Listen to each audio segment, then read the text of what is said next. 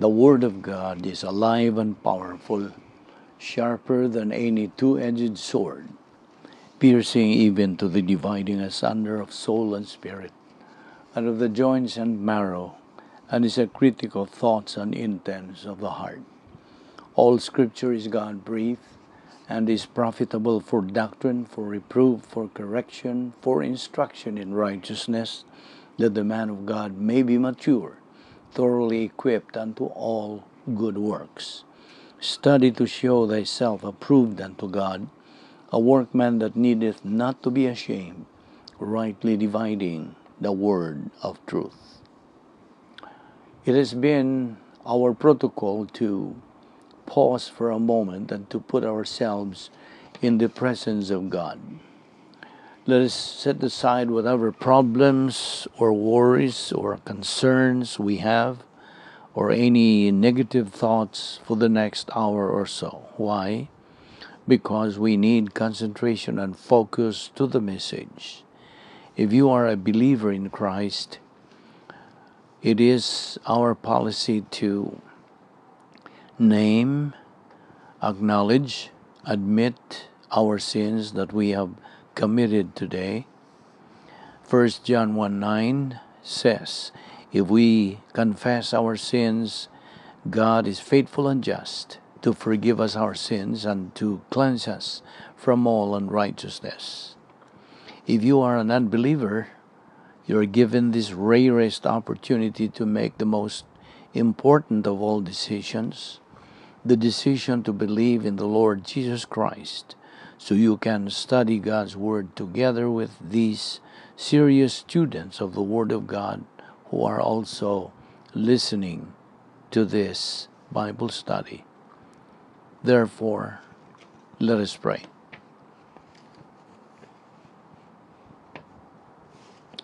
Let us pray. Father, we thank you for this time where we can assimilate your precious word and worship you. We now pray that you give us the concentration to the things you are going to teach us at this time. Make it a blessing to us through the filling of the Holy Spirit. In Christ's name we pray. Amen. Today we are going to discuss another doctrine, a very interesting study about the rapture.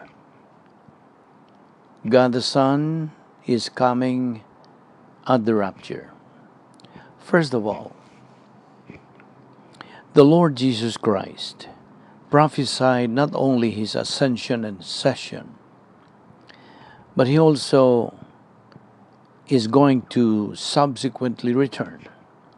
First for his own, the rapture, then with his own, the second advent. Thus, he graciously outlined for us God the Father's plan for the ages. Now, the term rapture is not found in the Bible, but indicates that moment of time when all believers of the church age, dead or living, shall be caught up together to meet the Lord in the clouds, to ever be with him. That's in 1 Thessalonians chapter 4, verses 16 to 17. Now, the divine timetable of this great event, however, remains a mystery. As all Christians are gathered together unto him, 2 Thessalonians 2:1, their bodies will be changed. 1 Corinthians 15:52, into the likeness of his glorified resurrection body. Philippians 3:21, ultimately sanctified. Jude 24, for everlasting fellowship with God and the Savior. The rapture is the Christian's blessed hope, his comfort and assurance of being reunited with loved ones who have gone on before to be with the Lord. 2 Thessalonians 2:1. Immediately following the rapture, all believers must appear before the judgment seat of Christ, at which time their service or works shall be evaluated to be rewarded or burned, as the case may be. 1 Corinthians 3:11-15, chapter 4, verse 5, chapter 2, or rather 2 Corinthians 5:10. With the rapture being imminent, the child of God may look forward with eager anticipation to the Lord's summons. He should live each moment so as to have confidence of reward and not shrink away from him in shame, loss of reward at his coming. 1 John 2:28. Now we call that special moment when the Lord comes back for us the rapture. Can you tell me what rapture means? Well, we certainly do not want you to grow up to be ignorant, especially where the Word of God is concerned. Did you know that God has told us all but one thing about the rapture? Don't you want to know what He says? I do. So first of all, let's get the meaning of two important terms that we will be using. The first is our word rapture. The second is the phrase to be taken up. The word rapture means a change of form and place. To be taken up means a change of form. When the translators of the Bible translated the words of the Hebrew and Greek texts, they gave them to us in our own language. Actually, the word rapture, like the word Trinity, is not found in the Bible. It's not found in the Bible at all. Instead, we read words like caught up, or was not, or God took him, or taken up. The reason why we use the word rapture is that it combines all the other words into one and best tells us what that special moment will mean to us. Now, we talked about the first spacemen at the beginning of our last chapter on the Lord's ascension into heaven. Do you still remember their names? Enoch and Elijah. What happened to Enoch? Will someday happen to an entire generation of believers, those who are alive at the time. But just what was that? Well, open your Bible to Genesis 5:24, where we read, "And Enoch walked with God, was in fellowship, and he was not, for God took him." What had become of Enoch?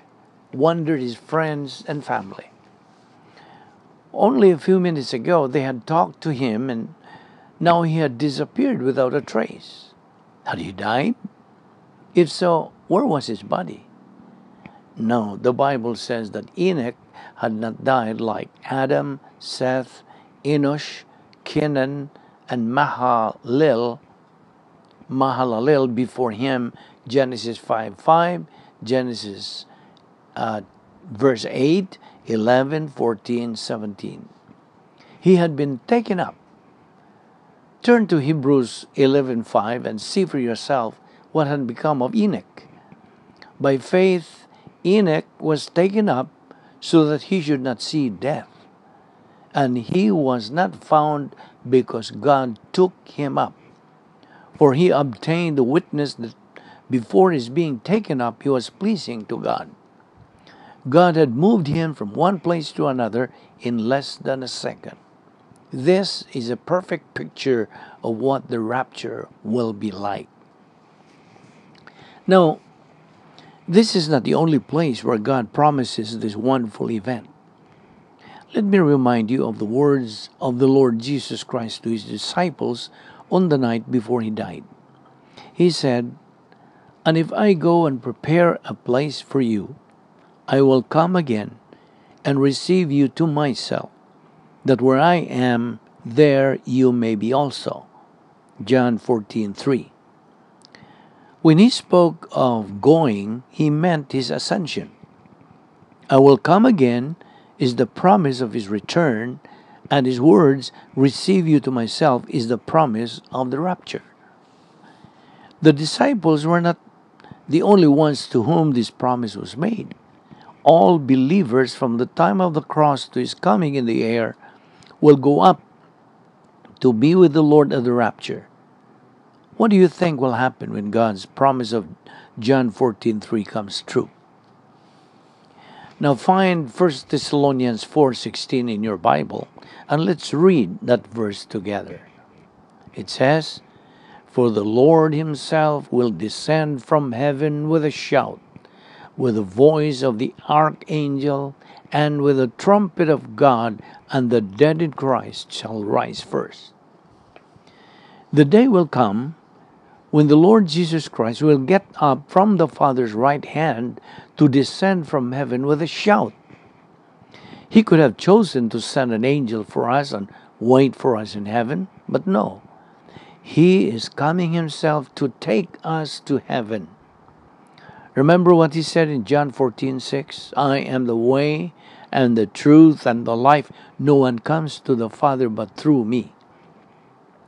Only Jesus can save us and take us to heaven, not the angels, not even God the Father or God the Holy Spirit. There's only one person in whom we must trust, Jesus Christ. Acts 4:12. Have you believed in him? Then you too will go up at the rapture. Now you and I live at the time that we know as the church age. The church age began 10 days after the Lord Jesus had returned to heaven, when the Holy Spirit came down to the earth. You will learn more about the coming of the Holy Spirit soon.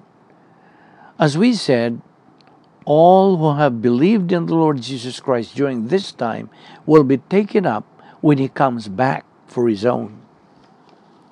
Let us suppose that right now is the moment of the rapture, and that the Lord has just descended from heaven. What can we expect? What should we look and listen for? How would we and all other Christians throughout the world know that he has come? Our memory verse tells us exactly what will happen. "For the Lord himself will descend from heaven with a shout, with the voice of the archangel, and with the trumpet of God, and the dead in Christ shall rise first." 1 Thessalonians 4:16. At first, we will all hear a mighty shout. We have already found out that the voice of the Lord is greater than the loudest trumpet sound, stronger than the rush of many waters. No matter whether you are asleep or even dead, there is no fear of missing the Lord's call. The only ones who will not be able to hear him are the unbelievers. Neither will they be able to see him at the rapture. Next, you will hear the voice of an archangel. An archangel is a high ruling angel. The Bible gives us the name of only one archangel, Michael. Gabriel is a very great angel, but we do not know whether or not he is an archangel. Archangels are God's special messengers who are sent out only on very important errands. Daniel 8:16, 9:21, 10:13, 21, 12:1, Luke chapter 1 verse 19, 26, Jude 9, Revelation 12:7. Our memory verse does not tell us the name of the archangel whom the Lord Jesus is taking along. What else do you remember from 1 Thessalonians 4:16? Oh yes, the trumpet of God. In the days of the Old Testament, trumpets were used to call people together. That's just how it will be in that moment. Believers everywhere will recognize the sound of that trumpet, even though they have never heard it before. Now, a most amazing thing takes place. Shortly before all living believers are called to go up, Those who are in their graves, asleep in Christ, leave their graves. 1 Corinthians 15:18. Do they come out as skeletons? Many of them have been dead and buried hundreds upon hundreds of years. No. God has promised them bodies just like that of the Son of God. Philippians 3:21. When they rise from the dead, they have perfect resurrection bodies. They come out of their burial places and never leave a mark anywhere. The unbelievers will never know these graves are now empty. What about those of us who may still be alive? Well, you will find out what happens to us in our next lesson. Are you like Enoch, walking with God in fellowship moment by moment? Are you trying to please Him and serve Him? You know what the Lord Jesus wants you to do for Him until He comes for you, don't you? He wants you to tell others about Him. Now let's suppose your father had to leave for quite a while. Before he left, he told you to do several things for him. When I return, he promised, I will give you a nice reward if you have obeyed me. Perhaps you put off doing what you knew you should, thinking, oh, there's still plenty of time left. Then suddenly, your father surprised you and walked in the door. Would you be glad or ashamed to see him? Had you only obeyed him, how different things would be. Every day, you would have looked for him to come home, watching and waiting, hoping this would be the day of his return. And wouldn't you rush into his arms, ready to meet him? How glad you would be had you done what you should when he hands you the promised reward. As the start of our lesson, I told you that there is one thing about the rapture God did not tell us. When the Lord Jesus will come in the clouds, it may be a moment, any moment, even now, before this lesson, this discussion, this Bible study is over. Will you be rewarded or lose reward when He comes? Well, that will depend on whether or not you obeyed God's word. You will want Him to come quickly if you do what He said. He promises, behold, I am coming quickly, and my reward is with me, to render to every man according to what he has done. Revelations 22:12. The Lord Jesus could call any time. If He came to take us up now, would you be ready? Remember, only those who have trusted in Him will hear and see Him. They will be caught up to meet the Lord in the air. 1 Thessalonians 4:17. Will you tell the Father right now, if you have never done so before, that you are believing in Christ for your salvation? I want you to think of 1 Thessalonians 4:16, your memory verse, as I ask you some questions. The first 6 may be answered in the words of your memory verse. Here we go. Who shall come for us of the rapture? The Lord Himself. What will He do when He leaves the Father's right hand? Descend from heaven.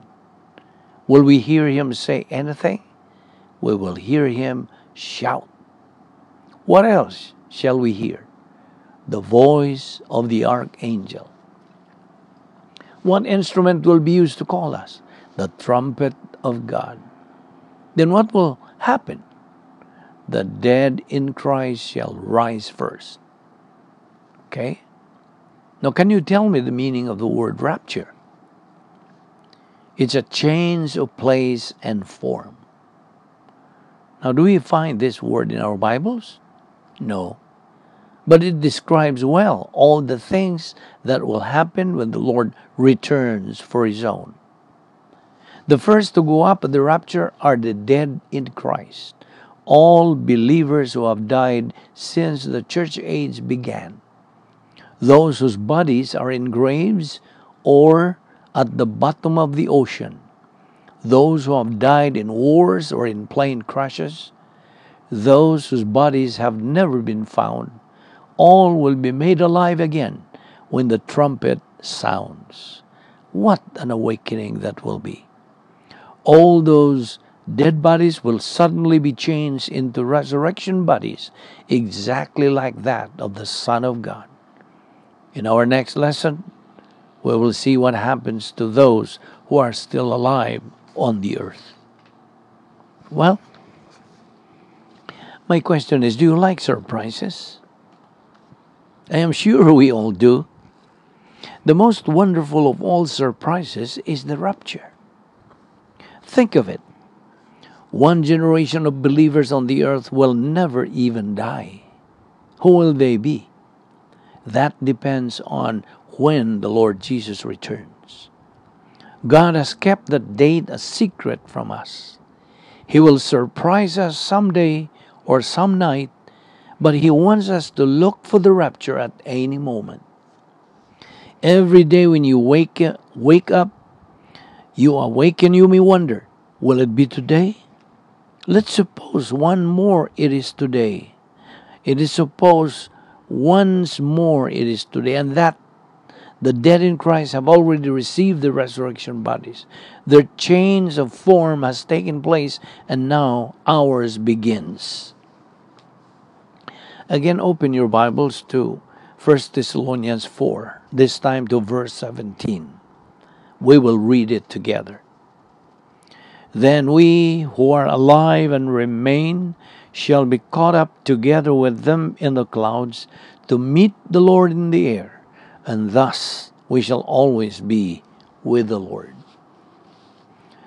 Would we have time to finish learning about the rapture if we heard the trumpet right now? Of course not. It will be much greater to be in the rapture than to learn of it. Every believing body, every believing boy or girl, man and woman all over the world will suddenly be changed. They will rise together, right through the ceiling, right through the roof, just like the Lord Jesus did through the sealed stone. But what about the lame and the crippled, those who are sick in hospitals or helpless in wheelchairs? What of those who are deaf? Will they hear? Or those who sleep, will they miss the Lord's call? Never. There will not be one believer left behind at the rapture, not even the dawdlers and the slowpokes. As soon as the dead and the living Christians have changed forms into resurrection bodies, they are caught up together. And that is where our change of place comes in. When both dead and living believers have their resurrection bodies, they will go up the same way the Lord Jesus did. Do you remember? In clouds. Then we will meet the Lord Jesus in the air and again be with our own loved ones who have died. Think of the joy there will be when families and friends meet again, never to part.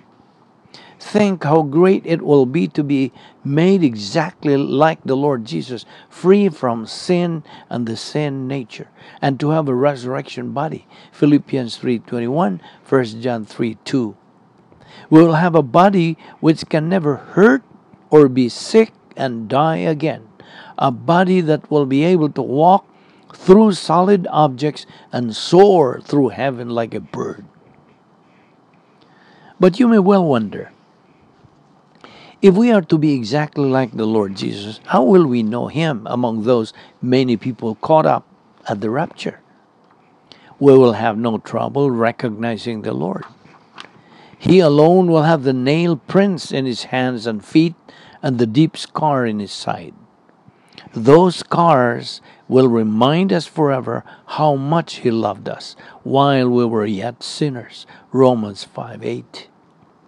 Not only will we know Him, we will also recognize each other. Think how much we will enjoy each other once our sin natures are gone. Most of all, we will love being with the Lord Himself.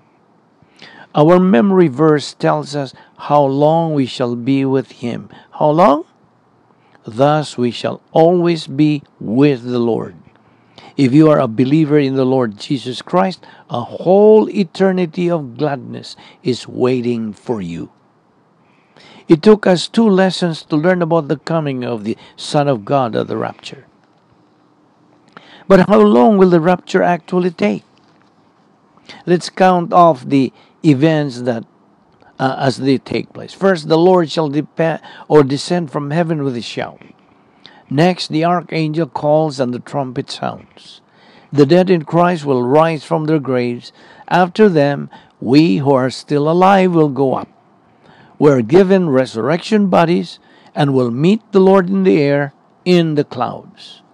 Wouldn't you think all this would take hours, even days? Not at all. Jesus Christ is God.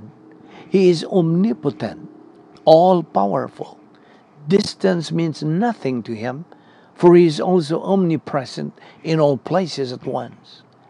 If He snapped His fingers and countless stars, suns, moons, and planets came into being, Psalm 8:3, could He not work just as fast as the rapture? This is exactly what He will do. Turn in your Bible to 1 Corinthians 15 and let's read verse 51. Behold, I tell you a mystery. We shall not all sleep, but we shall all be changed. In this verse, Paul shares a secret with us. The secret is God's surprise to us, the rapture. He says that not all believers will die, but all believers will someday be changed. How long will that take place? Paul tells us at the beginning of verse 52 that it will only take a moment, just as long as it takes to blink an eye. In a moment, in the twinkling of an eye, at the last trumpet, for the trumpet will sound, and the dead will be raised imperishable, and we shall all be changed. Try it. Blink your eyes. There. Now you know how long the rapture will take place. What a mighty God we have. Now I want you to think back to a verse we read about Enoch, Hebrews 11:5. By faith Enoch was taken up so that he should not see death. And he was not found because God took him up. For he obtained the witness that before his being taken up, he was pleasing to God. Just imagine, if the Lord comes for His own during the night, the next morning, someone might ask in school, where's Charlie Brown? Where is so-and-so? Where is Jane? Where is Joe? Where is Mary? No one knows why you do not come to school anymore. Even the principal cannot find out. Your house is empty, perhaps not locked, and your unbelieving friends and families cannot understand why you left all your belongings behind. Maybe they will call the police and report you missing. Like Enoch of old, you too will have disappeared without a trace. Put your name in place of Enoch's name in Hebrews 11:5. Now read it. By faith, Charlie was taken up so that he should not see death, and he was not found because God took him up. For he obtained the witness that before his being taken up, he was pleasing to God. Multiply these thousands of times until all living believers of the rapture have been named. In addition to them, there are the millions of resurrected dead. Perhaps this will give you an idea of how great a meeting there will be in the air. And what is that great meeting called? Rapture. What happens after the rapture? When we arrive in heaven, we must all stand before the judgment seat of Christ. The Lord will look over all we have done for Him. Will our work stand the test? All that we have done when we were in fellowship in the power of the Holy Spirit will be rewarded. And all we did in our own strength will be burned. 1 Corinthians 3:11-15. There is no place for our own good works in heaven. We cannot take them with us. But our own place in heaven is sure for us according to God's promise. Now, do you know what the Bible calls the rapture? In Titus 2:13, it is called the blessed hope. What does that mean? When we say, I hope, we are not sure something will happen, are we?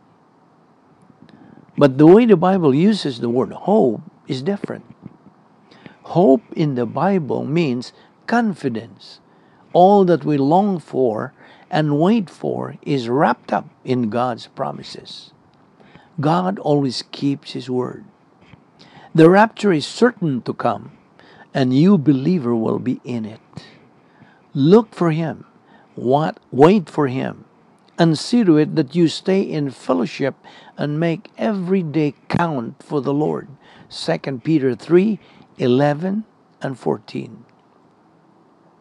Do you know what happened soon after God took Enoch off the earth? The flood came and wiped away all the wicked.